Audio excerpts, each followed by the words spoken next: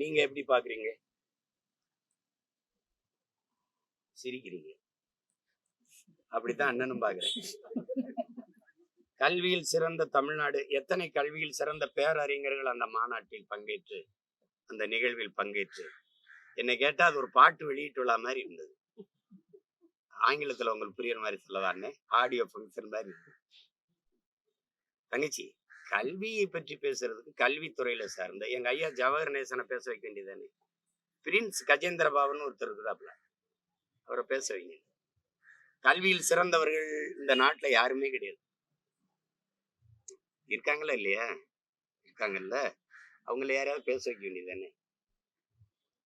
பள்ளியில ஆண்டு விழா நடக்கும்போது டாக்டர் வேஷம் போட்டு, வக்கீல் வேஷம் போட்டு, பொறியாளர் இருந்து இன்ஜினியர் வேஷம் போட்டு வருவான்ல, அவன் டெத்தாஸ்கோப்போட வருவான். அவன் அந்த மாதிரி வந்தா இது நாடகமா என்ன தங்கச்சி? நான் தான் சொல்றேன், இது திராவிட மாடல் கிடையாது, விளம்பர மாடல். அவங்களே மாடல்ட்டாங்க. இது ஒரு விளம்பரம். செய்தி அரசியல், விளம்பர அரசியலை தவிர வேற என்ன தெரியும்? வேற என்ன தெரியும்? 2001 பள்ளிக்கூடத்தை மூடிட்டு கழிவறை விட கேவலமா அரசு பள்ளிக்கூடம் இருக்குது. கல்வியை முதலாளிகளின் லாபம் ஈட்டுற கடையா திறந்து விட்டு கல்வியில சிறந்த தமிழ்நாடுன்னா இப்ப பாடுன என் பாட்டன் பாரதியை உதைக்கிறதா இவங்களை உதைக்கிறதான்னு தெரியல. என்னது கல்வி சிறந்த தமிழ்நாடுன்னா என்னதுல சிறந்திருக்கு? 50,000 பேர் தாய்மொழியில தேர்வு எழுத வரல 10ஆவதுல.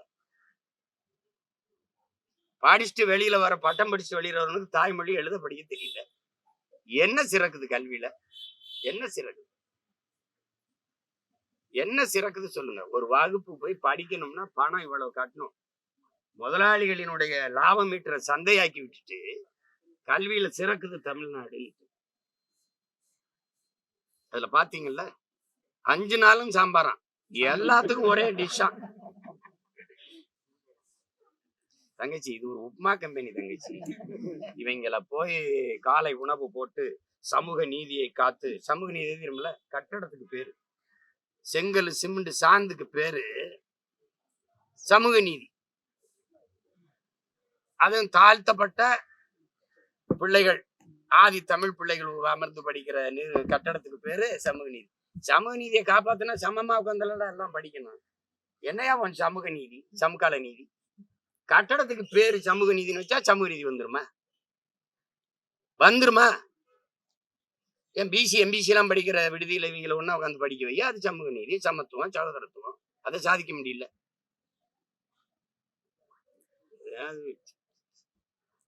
காலையிலே ஏதோ கல்வியை பத்தி, கல்வியில் சிறந்த மகான்கள் பேரறிஞர்கள் பேசும்போது நம்ம கேட்டுக்கிற வேண்டியதுதான். அப்படியா அப்படியா? அதுல ஒருத்தர் இளையராஜா படிச்சாரா, சச்சின் டெண்டுல்கர் படிச்சாரா, ரகுமான் படிச்சாரான்னு கேக்குறாங்க. அவங்களெல்லாம் அவங்க பேச்ச அவங்க நம்பிராதீங்க. நான் என்ன சொல்றேன்னே நீங்க அதுல வாங்கல. நீங்க படத்தை எடுத்துட்டா பெரிய கல்வி அறிஞர்னு நினைச்சிட்டு வந்து கருத்து சொல்லிடுற. நான் என்ன சொல்றேன்னே உனக்கு புரியுது. நீ அந்த மேடல் நின்று பேசுறதுக்கு யாரு? நீ ஒரு படத்தை இயக்கிருக்க, இயக்குனர், அவ்வளவுதான். அதுக்கு என்ன காரணம்? நீ படிச்ச கல்விய என்ன? எது காரணம்? தனித்திறன் ஆற்றலை வளர்த்துக்கிறணும். என்ன சொல்றேன்னு தெரியல, முழு பேச்சையும் கேட்கறது இல்ல, ஏதோ கேட்டு ஒரு கருத்தை சொல்லி கைதட்டு வாங்கிடணும். சரி, முதலமைச்சரும் துணை முதலமைச்சரும் வாங்கின கல்வி தகுதி என்ன? ஐயா மோடியோட கல்வி தகுதி போட்டுக்கிட்டாப்டி எம்மேன். அதான் மகுவா மைத்ரா கேக்குது, உங்க கல்வி சான்றிதழை வெளியிடுங்க. வெளியிட வேண்டியதானே? சொல்லுங்க.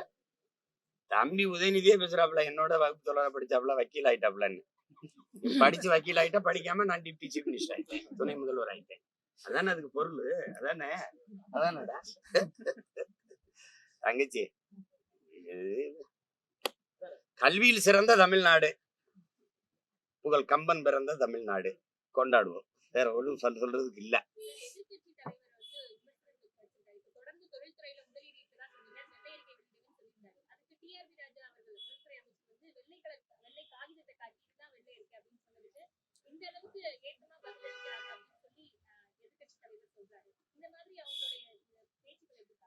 ரசிங்க தங்கச்சி, ஓரமா உட்காந்து ரசிங்க. பட்டிமன்றம் பாக்குற மாதிரி பட்டிமன்றம் பாப்பீங்கல்ல,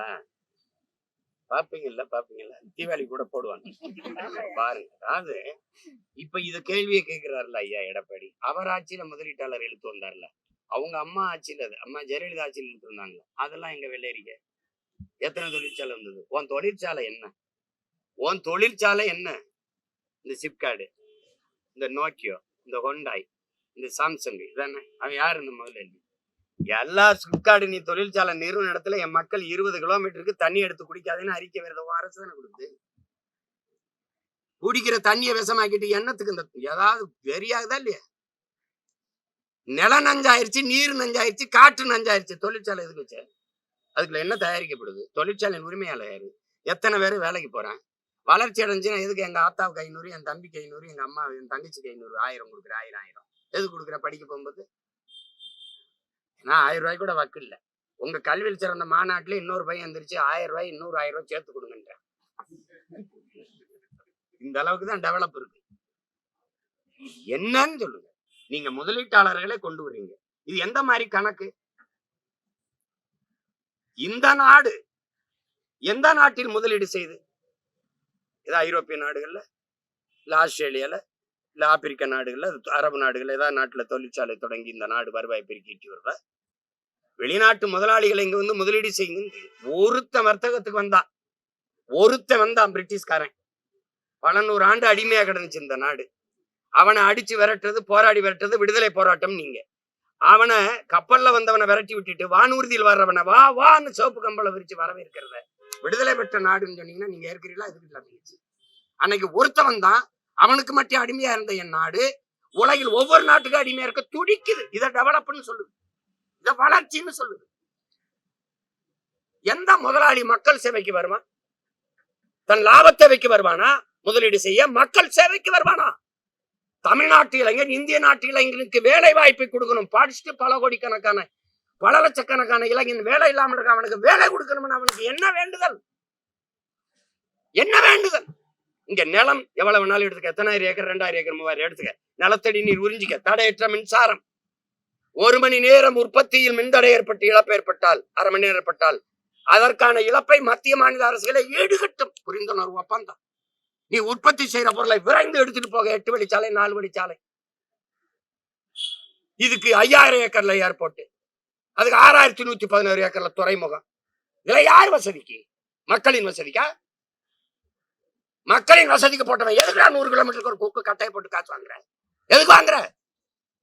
மக்களின் வசதி ரோடு போட்டா எதுக்கு வாங்குற? இப்ப நான் வந்தேன்ல போர்டு, இந்த ஒரு கார்ல வந்தல இந்த போர்டு, இதுக்கு 5 லட்சம் ரூபாய் ரோடு டாக்ஸ் கட்டியிருக்கேன். எந்த ரோட்ல ஓட்ட கட்டி வாங்கினேன்? எந்த ரோட்ல வாங்குறதுக்கு ஓட்டுறதுக்கு டாக்ஸ் வாங்கினேன்? அந்த ரோட்டை காட்டுற, அதுல மட்டும் ஓட்டிக்கிறேன். 5 லட்சம் ரூபாய் ரோடு டாக்ஸ் சாலை வரின்னு எடுத்துட்டு அப்புறம் எதுக்குடா 50 கிலோமீட்டருக்கு 100-150 ரூபாய் காசு வாங்குற? அப்ப என்ன அணுகுமுறை? எல்லா வண்டிக்கும் சாலை வரி எடுக்கிறீங்களா தங்கச்சி? அப்புறம் எதுக்கு அப்புறம் டோல் கட்ட தர்ற? என்னடா நடக்குதுங்க? கேட்டா வளர்ச்சி, வெளிநாட்டுல இருந்து முதலீடு கொண்டு வர்றோம். வெளிநாட்டுல இருந்து நீங்க கொண்டு முதலீடு செஞ்சது திருப்பி எடுத்துட்டு வர்றீங்க, இல்லன்னு இங்க இருந்து நீங்க வச்சுட்டு வர்றீங்க. ஐயா எடப்பாடி ஐயா கேட்கட்டும், அவர் ஆட்சியில இதே முதலீட்டாளர் இருந்து அம்மா ஜெயலலிதா முதலீட்டாளர் மாநாடே போட்டாங்க. இதுல என் தம்பி இன்னும் சொல்ல 36 லட்சம் பேருக்கு வேலை கொடுத்துருக்கோம் டாப்ல. இங்க 75 லட்சம் பேர் டிஎன்பிசி தேர்வு எழுதிச்சா வெளியில் நிக்கிறான். 15 லட்சத்தி 3937 இடம் தான் வாய்ப்பு. அதுல 15,52,000 பேர் தேர்வு எழுதியிருக்கான். இவர் தான் 36 லட்சம் பேருக்கு வேலை கொடுத்த மகான். தங்கச்சி கேக்குறவன் கேன பையன்னா கேப்பையில நெய் விடிதும்பா எங்க ஊர்லயும்பா. இங்க கேக்குறவன் கேன பையில சொல்றவன் தான் கவனமா இருக்கணும். யார்கிட்ட சொல்றோம்னு பார்த்து பேசணும்.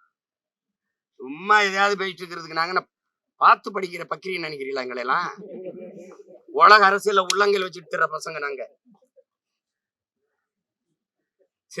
தொழில் வளர்ச்சி இத்தனீண்டு பய 35 வயசு உள்ள இப்ராஹிம் எப்படி பண்றான்னு பாரு.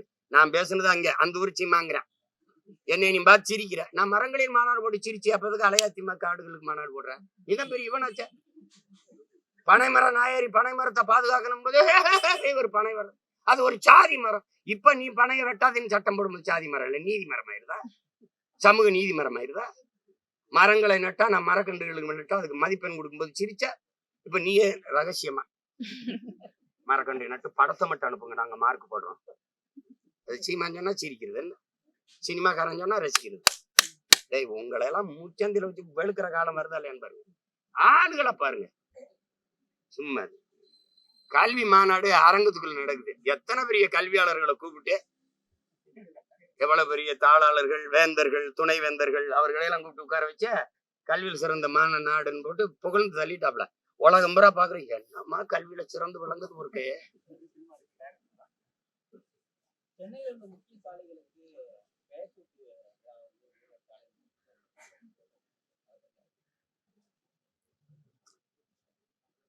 அழிச்சுக்க என்ன வெண்டத்துல தெரியல. இந்த கடற்கடற்கரை கிழக்கு கடற்கரை சாலை இருக்குல்ல, அது உண்மையான பேர் என்ன தெரியுமா? ராஜராஜன் பெருவீதி. வரலாற்றுல பேரு ராஜராஜன் பெருவீதி. அதுக்கு ஐயா வச்ச பேர் என்ன தெரியுமா? ராஜீவ் காந்தி சாலை. அது கிழக்கு கடற்கரை சாலைன்னே வச்சிருந்திருக்கலாம். இப்ப வச்சிருக்க பேர் என்ன தெரியுமா?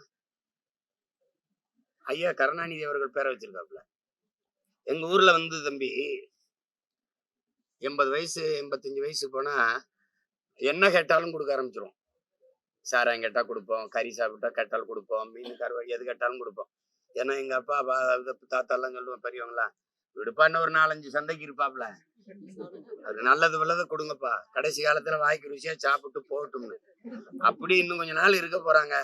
அவங்க இஷ்டத்துக்கு பேரை வச்சுட்டு போக வேண்டியதுதான். நீங்க நாடக உலகின் தந்தை சுவாமி சங்கரதாசன் என் தாத்தனுக்கு பேர் இருந்ததுல, அந்த கலைமன்றத்து பேர் எதுக்கு மாத்தினீங்க? எல்லா சிலையும் தெருவில் இருக்கு, எங்க தமிழ் தாய் சிலை எதுக்கு இடிச்ச? அப்ப சேட்டை தானே. ஜல்லிக்கட்டுக்கும் ஐயா கருணாநிதிக்கு என்ன சம்பந்தம் இருக்கு? எதுக்கு அந்த வளாகத்துக்கு ஏன் தாத்தா முகத்தவர் பேரை வைக்கல? 4ஆம் தமிழ்ச்சங்கம் வச்சு தமிழ் வளர்த்த என் பாட்டன் வள்ளல் பாண்டித்துரை தேவர் இருக்கான்ல, அவன் பேரை அங்க கட்டின நூலகத்துக்கு ஏன் வைக்கல? எல்லாத்துக்குமே உங்க அப்பா. அப்ப என்ன நினைக்க தோணுது? சரி வச்சு அழகு பார்த்துட்டு போங்க. மொட்டை அடிக்கிறதுக்கு முன்னாடி நல்லா சீவி பூ வச்சு ஒரு பொட்டு வச்சு போவான். 1/2 மணி நேரத்துல மொட்டை அடிக்க போறோம், அதனால நல்லா நல்லா ஒரு போட்டோ கூட எடுத்துக்கடாடே. அது அந்த கதை தான். அது அதனால ரசிச்சுக்க. இது எத்தனை நாளைக்கு இருக்கும்? நீங்க வச்சுட்டு போனா நான் வந்து மாத்துவேன் தம்பி, நான் வந்து மாத்துவேன். இப்ப நான் சொன்னல இந்த பேரெல்லாம் வைப்பேன். அந்த ஜல்லிக்கட்டு வளாகம் சரி கட்டிட்டாங்க, நம்ம காசுதான் போடுறா தாத்தா மூக்கேத்தவர் போடுவேன். கல்வி தந்தை. இங்க என்ன பேரு? வள்ளல் பாண்டித்துரை. 4ஆம் தமிழ்ச்சங்கம் வச்சு தமிழ் வளர்த்த பாட்டன் வள்ளல் பாண்டித்துரை தேவர் நூலகம் போடுவேன். என்ன பண்ணுவ நீ? ஆசைப்படுறாரு, வச்சு அழகு பார்க்கிறாரு.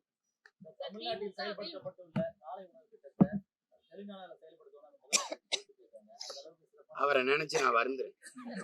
நாங்க தான் சோத்துக்கு செத்த பயமக்களா இருக்காங்க, அவங்களையாவது தன்மானத்தோட வாழ விடணும். காலை உணவு எது? உப்புமா தானே.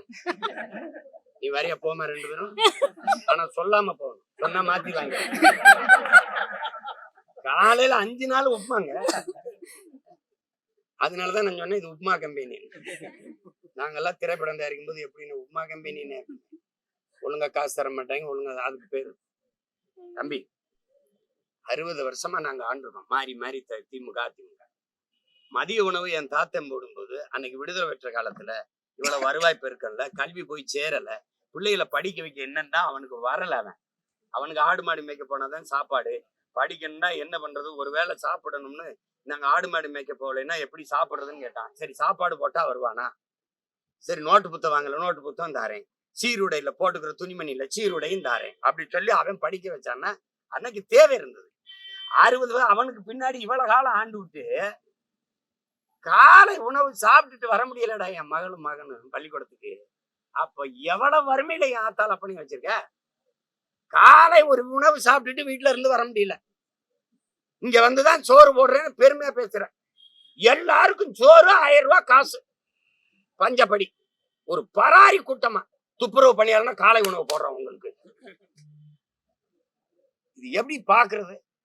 இது ஒரு சேவைன்னு பாக்குறியா? இந்த மானங்கட்ட கூடத்துக்கு ஒரு வேளை சோத்தை போட்டு கையில 500 ரூபாய் கொடுத்தீங்கன்னா போதும்னு நினைக்கிறியா? எப்படி எடுத்துக்கிறது? இந்த ரேவந்த் ரெட்டியை நான் மதிக்கிறேன், அதுக்காக இதை போய் செய்வேன்லாம். அந்த நேரத்துல புகழணும்னு பேசிட்டாப்ல, அது செய்ய மாட்டான். அவன் சாதி வாரி கணக்கெடுக்க எடுப்புறான்ல மானஸ்தன், இவர் எடுப்பாரா? கேட்கறதுக்கு பதில் சொல்லு. கூட்டணி தானே வச்சிருக்க. இங்க பெரியார் பிறந்திருக்காரு, சமூக நீதியை நீட்டிட்டார் காட்டிட்டாரு இல்லையா? அதான் இங்க பிறக்கலையே எடுக்கிறேன். அதே கூட்டணி வச்சிருக்க சீதாராமையா 24ஆம் தேதிக்குள்ள எடுத்து முடின்ற. அங்க பெரியாருக்கு நீங்க உங்க சொல்ற பெரியாருக்கு ஒன்றும் சம்பந்தம் இல்லாத நிதிஷ்குமார் எடுக்கிறேன். எல்லாத்துக்கும் மத்திய அரசை சாட்டி விடுறது. நிதி தரல, நான் என்ன பண்றது? 40 பாராளுமன்ற உறுப்பினருக்கு நாக்கு வலிக்குவேன். எதுக்கு வென்று போனீங்க? இந்த கையை பிடிச்சிட்டு இப்படி பேசிட்டு இருந்தீல்ல நம்ம ஐயாட்ட மோடி ஐயாட்ட, நீங்க ஐயா அந்த நமக்குள்ள நிதிய கொஞ்சம் ஏதாவது அவரு சொல்லவே இல்லையா? நீங்க அவருக்கு பதிலா நீங்க பேசுவீங்க. மாற்றத்தை எதுல மாற்றத்தை? அதே இங்க பாருங்க, அவர் என்ன செஞ்சிருக்காரு பாருங்க. திமுக 2 இட்லி எடுத்துட்டாப்ல, திமுக 2 இட்லி எடுத்துட்டாப்ல, அதிமுக 2 தோசை எடுத்துட்டாப்ல, எல்லா ரெண்டையும் பிச்சு போட்டு ஒரு உப்புமா கிண்டிட்டாப்ல. இங்க அண்ணா வச்சுக்கிட்டாப்ல, எம்ஜிஆர் வச்சுக்கிட்டாப்ல. இதுல என்ன மாற்றம் வருது? இது ஒரு சனியே, இது ஒரு சனியே, 2 சனியை சேர்த்து ஒரு சட்டையை தச்சுட்டாப்ல. சனிக்கிழமை கிளம்பிட்டாப்ல. ஏன்னா நீங்க என்ன இதுல மாற்றம்ங்கிற சொல்லையே அவர் சொல்லலையே. நீங்களா மாற்றம் மாற்றம் மாற்றம் எதிலிருந்து மாற்றம், எப்படிப்பட்ட மாற்றம், எந்தெந்த இடத்துல எந்தெந்த நிர்வாகத்துல எப்படி எப்படி இப்படி மாற்றம். கல்வி இப்படி இருக்கு இப்படி மாத்துறேன், மருத்துவம் இப்படி இருக்கு இப்படி மாத்துறேன்.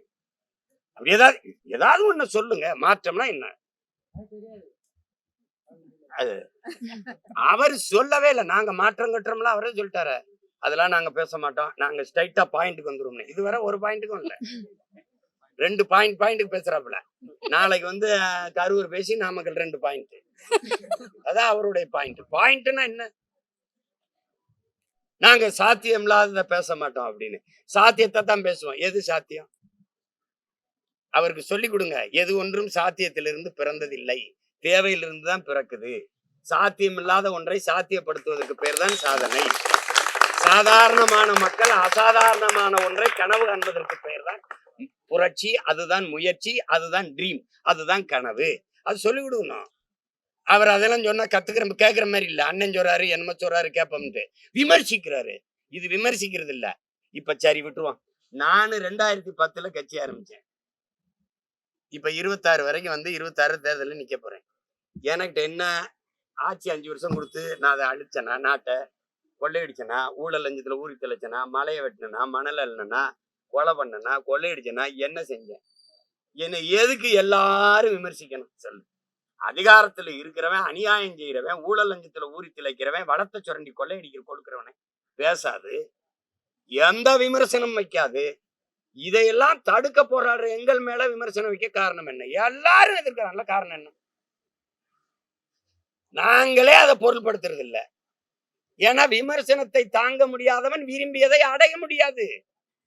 அவதூறுகளையும் அவமானங்களையும் கடக்க முடியாதவன் அற்ப வெற்றியை கூட தொட முடியாது. அந்த தத்துவத்தை கற்ற பிள்ளைகள், போய என்னை விமர்சிக்கிறது உன் வேலை, உனக்கும் சேர்த்து போராட வேண்டியது என் வேலை, அவ்வளவுதான்.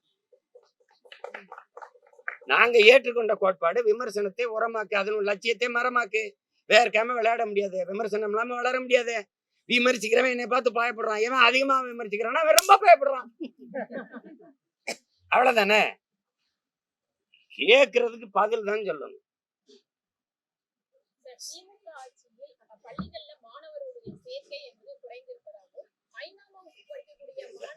பாருங்க, நீங்க தான் கேட்டீங்க, கல்வியில சிறந்த மாநாடு போட்டாங்களே.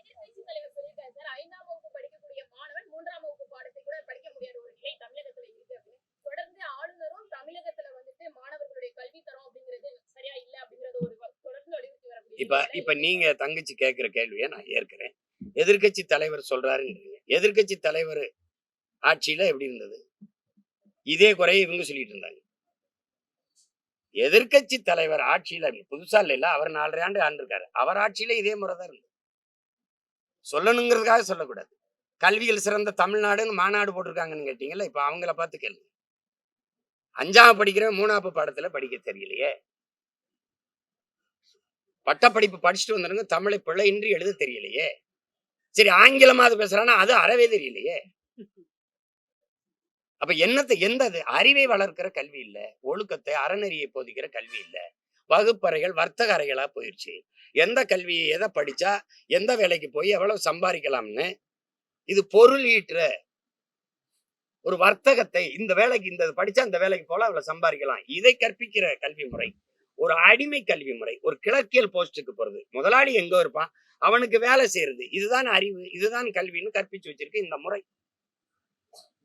இது அறிவையோ ஒழுக்கத்தையோ நன்னெறியோ போதிக்கிற கல்வி முறை செத்து போச்சு. அது இல்ல. அதனால நீங்க சொல்றது மாதிரி இப்ப அவனுக்கு எதுவுமே தெரியல. இங்கிலீஷ் பேசிட்டா அறிவாளின்னு நினைக்கிறான்.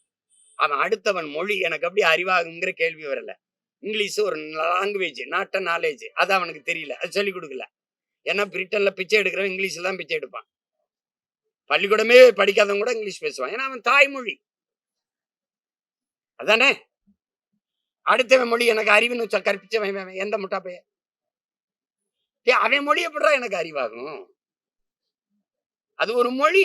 அது தேவைன்னா எப்ப கற்றுக்கலாம், பயன்படுத்திக்கலாம். அதனால நீங்களே கேள்வி கேட்டு நீங்களே பதில் சொல்லிட்டீங்க. கல்வியில் சிறந்த தமிழ்நாடு எப்படி இருக்குன்னு. அதை கேட்கறது இப்ப நாங்க கேட்கலாம். எதிர்கட்சி தலைவர் கேட்கறதுனா உங்க ஆட்சியில் எப்படி இருந்துச்சு? இதேதான் இருந்தது. நீங்க ஆட்சியில் இருக்கும்போது இவங்க பேசுனாங்க, இப்ப இவங்க ஆட்சியில் இருக்கும்போது நீங்க பேசுறீங்க. அததான் பட்டிமன்றம்னு.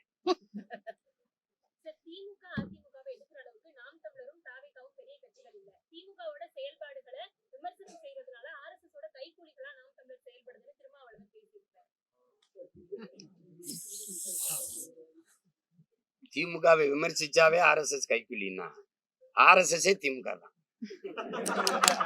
இது எப்படி சொல்றது? பிஜேபிக்கும் திமுகவுக்கும் கொள்கை வேறுபாடு இல்லை. நான் தான் ஓடி ஓடி போய் ஐயா மோடி போய் பார்த்து வரேன். 3 முறை நிதி ஆயோக்கு வர முடியாது. ஈடி இந்தா ஓடி வாரேன் மோடி அப்படின்னு போனது நானா வர. பக்கத்துல ஐயா சந்திரபாபு நாயுடு வச்சுக்கிட்டு அப்படி இப்படி கையை பிடிச்சி பேசிட்டு இருந்தது யாரு? தங்கச்சி நான் கேக்குறதுக்கு பதில் சொல்றேன். ஐயா இலகணேசன் இறந்துட்டாரு. அவர் யாரு? பிஜேபியில ஆர்எஸ்எஸ் உறுப்பினர், மூத்த உறுப்பினர், பிஜேபியில ஒரு பெரிய தலைவர். அவரு நாடாளுமன்ற உறுப்பினரா தேர்வு செய்யப்பட்ட மாநிலங்களவை உறுப்பினரா, நாகாலாந்துக்கு ஆளுநரா இருந்தவர். அவர் இறந்துட்டார். இறந்தா அவர் எந்த கட்சி? பாரதிய ஜனதா.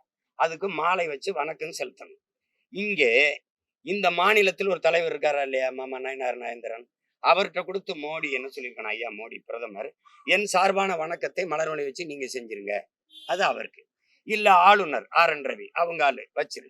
இல்ல தம்பி எல் முருகன், இந்த முருகா வணக்கத்தை வச்சிரு. இல்ல அம்மா நிர்மலா சீதாராமன் அவங்க வரலைன்னா ஐயா மூப்பனாருக்கான வணக்க நிகழ்வு 3 நாள் கழிச்சு வந்தாங்க. அப்ப அன்னைக்கு போய் அம்மா நீங்க போய் உங்க ஊரு நீங்க போய் மரியாதை வச்சுட்டு வந்துருங்க, வச்சிருக்கலாம். இல்ல எதிர்கட்சி தலைவர் அவங்க கூட்டணி வச்சிருக்க தலைவர் ஐயா எடப்பாடிகிட்ட கொடுத்து இந்த மலர் வளையத்தை வச்சு வணக்கத்தை செலுத்துங்கன்னு சொல்லலாம். என் சார்பான வணக்கத்தை இத்தனை வாய்ப்பு இருக்கும்போது நீங்க செலுத்துங்க என்று ஐயா ஸ்டாலின் கொடுத்து செலுத்த சொன்னா யாரு RSS கைக்கூலி? யாரு? இங்க பாருங்க, ஆபரேஷன் சிந்தூர் 1000 கேள்வி கேட்டேன், நான் யார்ட்டையும் பதில் இல்லை.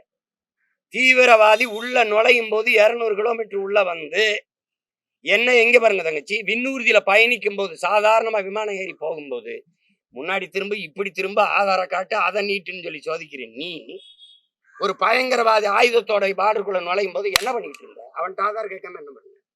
அவனை சோதிக்காம என்ன பண்ண? வந்து சுட்டு விளையாடி அவன் காணொலி எடுத்து பேசி போற வரைக்கும் என்ன பண்ண? ஒரு சுற்றுலா தலம் பகல்காம 30,000 பேர் கூடி கலைறாங்கிற அவன் வந்து போயிருக்கான். அங்க காவல்துறை இல்லை, துணை அங்க ராணுவம் இல்லை. ஏன் இல்ல? தப்புன்னு சத்தம் கேட்டவன ஏன் வரல? சுட்டுட்டு அப்படியே சுத்தி வளைச்சு ரவுண்ட் பண்ணி அவனை தப்பிக்க விடாம ஏன் தாக்கி அடிக்கல? எப்படி தப்பிக்க விட்ட? 10 நாள் கழிச்சு ஆபரேஷன் சிந்தூர்னு போறது கொடுக்குற. யாரு மேல? மக்கள் மேல. சிந்து நதியை உள்ள விட மாட்டேங்கிற. சிந்து நதி ஒண்ணுதான் இந்தியாவுக்குன்னு வருதா?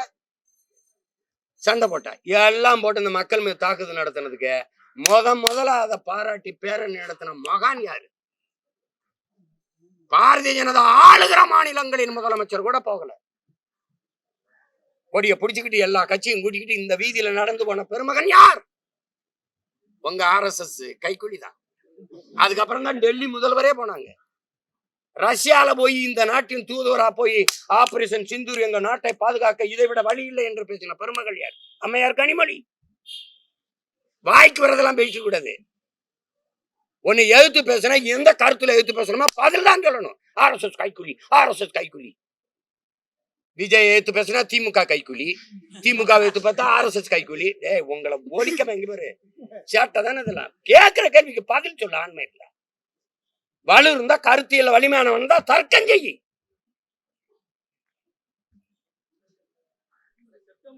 இதே பிஜேபியோட கூட்டணி வைக்கும் போது, திமுகவோட கூட்டணி வைக்கும் போது, இதே இதுல எங்க அண்ணன் எம்எல்ஏ வரந்தாரா இல்லையா பிஜேபி கூட்டணியோட? அப்புறம் தங்கச்சி பிஜேபி RSS தாய் கழகம் ஜனசங்கோட கூட்டணி வச்சவங்க இந்த திராவிட முன்னேற்ற இவங்க எங்களை பேசுவாங்க கைக்கூலி குய்க்கூலி பொய்கோழி பயிலு வேலை அவனா ஒன்று தர்க்கம் இது RSS கைக்கூலி இங்க பரிவார கும்பல் சனாதன சங்கிகள் RSS கைக்கூலிகள். இதை விட்டா வேற ஏதாவது பேசுங்கப்பா, வேற ஏதாவது பேசுங்க.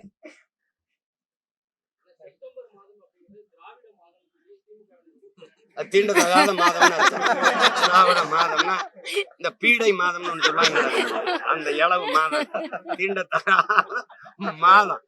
நீங்கள போய் எதையோ விடு, கர்மத்தை கூட்டு காலண்டர் அந்த ஒரு மாசத்தை மொத்தமா கிழித்தூர போட்டு வேற ஏதாவது கேளுப்பா. உருப்படியா அதான் காலையிலேயே என்ன நான் ரொம்ப தூரம் வர பயணிச்சு போகணும் தர்மபுரிக்கு. அதான் அண்ணன் பேசும்போது ஏவராத பேசுவான், இதெல்லாம் சாத்தியமா, இதெல்லாம் இதா அப்படின்னா. பைத்தியக்காரன், நான் சொல்லடா, காந்தி கண்ட கனவு என் தாத்தன் ஜேசி குமரப்பா சொன்னது தற்சார்பு பொருளாதாரம்னது. அம்மையார் இந்திரா காந்தி நேரு, அம்மையார் இந்திரா காந்தி தற்சார்பு பொருளாதாரம் தான் ஒரு நாட்டின் எதிர்காலத்திற்கும் அதன் பாதுகாப்புக்கும் நல்லது. படிக்காத என் தாத்தன் எங்களை எல்லாம் படிக்க வச்ச மேதை. இதே சென்னை கடற்கரையில மெரினா கடற்கரையில அந்த மாநாட்டுல புறங்கை கட்டிட்டு பேசுறான். ஏப்பா சோத்துக்கு ஊரா நாட்டுல கையேந்திரதுக்கா போராடி சுதந்திரம் பெற்றோம், கூழோ கஞ்சியோ இருக்கிறத குடிச்சிட்டு குடிசையில நிம்மதியா படுப்போம்டா. அதான் தற்சார்பு பொருளாதாரம். இன்னைக்கு ட்ரம்ப் ஒரு வரிய போட்டவன்னு தெரியுது, ஆஹா இது சிக்கல்றான்னு. கொரோனாவிலேயே நீ எச்சரிச்சிருக்கணும் தம்பி. தவிர்க்க முடியாத ஒன்றுக்குத்தான் பிற நாட்டை சார்ந்திருக்கணும். மத்தவனும் சரி நம்மளும் சரி எல்லாத்துக்கும். வெங்காயம் பருப்பை நீ விளைய வச்சு தர முடியல இவ்வளவு வளமிகுந்த நாட்டுல? வெங்காயம் பருப்ப வெங்காயத்தை பாலைவன நாடு எகிப்துல இருந்து இறக்குமதி செய்து என் நாடு. இது எவ்வளவுக்கு எவ்வளவு? போர் விமானமா ரபேலா பிரான்ஸ்ல வாங்கு, துப்பாக்கியா ரஷ்யால வாங்கு, பீரங்கியா இஸ்ரேல்ல வாங்கு. எந்த நாட்டோட சண்டை விட்டு என்னை காப்பாத்துவ? எந்த நாட்டுல? கேவலம். இப்பதான் வருது மெதுவா சுயசார்பு தற்சார்பு, மக்களுக்கு இருக்கிற சவால். இதத்தாங்க நாங்க ரொம்ப நாளா கத்திக்கிட்டு இருக்கோம். வாயா தற்சார்பு பசுமை தாய்மை பொருளாதாரத்துக்கு வாயா, வேளாண்மையை முன்னிறுத்தி கட்டமைக்கிற பொருளாதாரத்துக்கு வாயா. உலகம் பூரா சொல்றான். இங்கிலாந்து பொருளாதார ஜான் ஆண்டனி ஆலன் சொல்றான், ஆசிய கண்டம் தாண்டா, ஆசிய நாடுகள் தாண்டா தங்கத்தையும் பணத்தை வச்சு பொருளாதாரத்தை மதிப்பிடுது. ஐரோப்பிய நாடுகள் முழுக்க வந்துருச்சுடா நீர் பொருளாதாரத்திற்கு. எந்த நாடு நீரை அதிகமா வச்சிருக்கோ அந்த நாடு தான் பொருளாதாரத்தில் மேம்பட்ட நாடுன்னு வந்துட்டான். நீர் பொருளாதார கொள்கைக்கு வந்துட்டான். பிரான்ஸ் ஆரஞ்சு பழத்தை ஏற்றுமதி செஞ்சுக்கிட்டு இருந்தான். ஒரு பழத்தை கையில வச்சு பார்த்தா இது 50 லிட்டர் தண்ணீரை குடிக்குது. சரி நிப்பாட்டுறா, 50 லிட்டர் ஒரு பழம் புளிஞ்சா அரைக்கோலை கூட வர மாட்டேங்குது, இது 50 லிட்டர் குடிக்குது. சீனம் பன்னிக்கறியை விரும்பி சாப்பிட்டான், 8500 லிட்டர் தண்ணீரை குடிக்குது, 1 கிலோ கறி மேசைக்கு வர. நிப்பாட்டுறான்ட்டான். அப்ப என்ன பண்ணலாம்? இறக்குமதி செய்யலாம். அவன் எச்சரிச்சுக்கிறான். ஒரு காரை தயாரிக்க 4,50,000 லிட்டர் தேவைப்படுது.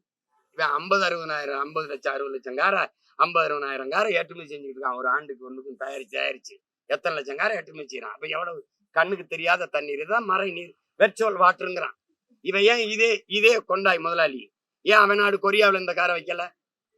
ஏன்னா அவன் நீர் வளத்தை பாதுகாக்க நினைக்கிறான். இங்க நாதியற்ற பயமக்க தலைவன் இல்ல, தன் நிலத்தை வளத்தை தண்ணீரை பற்றி கவலைப்பட அவனுக்கு தேவையில்லை. கமிஷன் நீ வச்சு திறந்துக்க, எனக்கு 500 கோடி கொடுப்பியா, இந்த கையெழுத்து. அதனாலதான் இவனை புரோக்கருங்கிறோம், அதனாலதான் நீ தரகருங்கிறோம். தலைவன்னா அவனுக்கு தெரியும், தரகர்னா என்ன தெரியும்? கமிஷனை தான் குறி வைப்பான். தலைவன்னா மக்களின் நலனை குறி வைப்பான், அதை பத்தி கவலைப்படுவான்.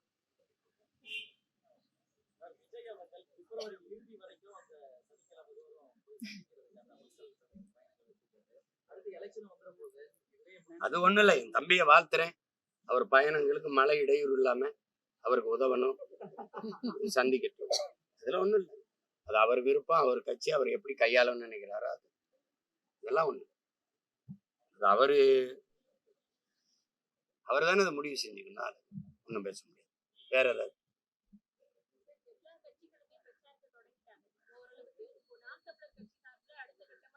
என் தங்கச்சிட்ட கேட்கிறேன், பரப்புரை சரி பிரச்சாரங்கிறிய, நான் பரப்புரைங்கிறேன், என்ன பரப்புரை செய்யறாங்க? சொன்னார்களே செஞ்சார்களா? சொன்னார்களே செஞ்சார்களா? செய்வீர்களா? இப்ப எங்க ஊர்ல தண்டல்காரன் ராஜாதி ராஜ ராஜ மார்க்கண்ட வருகிறார் அப்படின்னு இப்ப வந்து இந்த இங்கே இங்கே இந்த இடத்தில் தொடர் வண்டி விடுகிறீர்களை விட்டார்களா?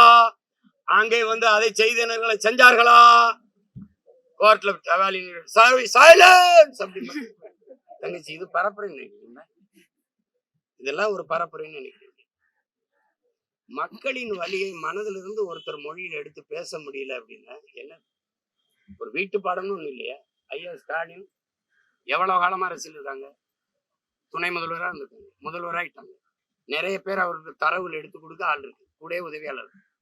ஐயா எடப்பாடி பழனிசாமி ஒன்றிய செயலாளர் இருந்து, மாவட்ட செயலாளர் இருந்து, பொதுப்பணித்துறை அமைச்சரா இருந்து, முதல்வரா வந்து இன்னைக்கு எதிர்கட்சி தலைவர் கூடவே ஆள் இருக்கு. இப்ப எந்த ஊருக்கு போறோம்? கரூருக்கா? கரூர்ல என்ன பிரச்சனை இருக்கு, என்னென்ன தொகுதியில என்னென்ன பிரச்சனை கொடுங்க. அந்த தரவுகளை ஒரு 4 நிமிஷம் 5 நிமிஷம் தான் பேசுறீங்க. அதை நினைவுல வச்சு பேச முடியலன்னா உங்களுக்கும் மக்களுக்கும் எவ்வளவு தூரம் இருக்கு? இப்ப இவ்வளவு காலம் அதிகாரத்தில் இருக்கும்போது எந்தெந்த இடத்துல என்னென்ன இடத்துல மக்களுக்கு என்னென்ன பிரச்சனை இருக்கும் கூட தெரியாம நீங்க எங்களை ஆட்சி செஞ்சுக்கிட்டு இருந்திருக்கீங்க. என்னதங்கச்சி பரிச்சயவாத மனத்துல வச்சு எழுதுன பார்த்துதான் எழுதுவேன் அடம் பிடிச்சிட்டு இருந்தா ரொம்ப கஷ்டம். அவ்வளவு மக்கு மாணவர்களுக்கு இங்க மதிப்பெண் கிடையாது. பார்த்து படிக்கும் போதே அது மண்ணரிப்பா மீனரிப்பா, அது நீடாமங்கலமா பீடாமங்கலமா, ரொம்ப கஷ்டம். நான் உண்மையிலே வெக்கப்படுறேன். ஒண்ணு என் முன்னோர்கள் காலத்துல பிறந்து செத்து இருக்கணும், இல்லைன்னா காக்க விரும்பி நாய் நிறையா வந்தாலும் 4 வீட்டு நக்கியாவது செத்து இருந்திருக்கலாம். மானங்கட்ட இந்த இனக்கூட்டத்துல பிறந்ததுக்கு வெக்கப்படும். அதுல இந்த பாருங்க, இவங்க எல்லாம் பார்த்த வேலைதான். எதுக்கு இந்த இனத்துக்கு ஒரு விடுதலை, ஒரு நாடு? எப்படியா பிச்சு எடுத்து சேர்த்துருப்போங்கடான்னு போயிருந்திருக்கலாம். ஊசி பேத்தி ரணகலமாய் கைப்புள்ள கதையா நாங்க அடி வாங்கி தர்றோம். வாங்கிருக்கோம். வேற என்னடா? வேற ஏதாவது கேள்வி?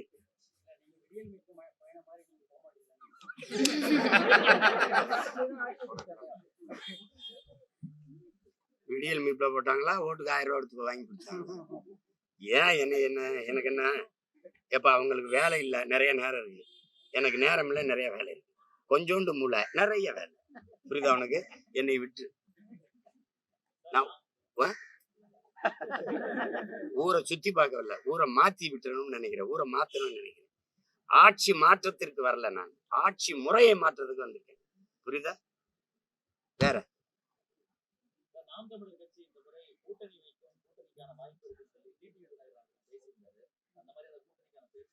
இரு நீ என் தம்பி மட்டும் பிப்ரவரி வரைக்கும் போறாருங்க. நானும் பிப்ரவரி 7 வரைக்கும் மாநாடு வரைக்கும் என்னை விடு.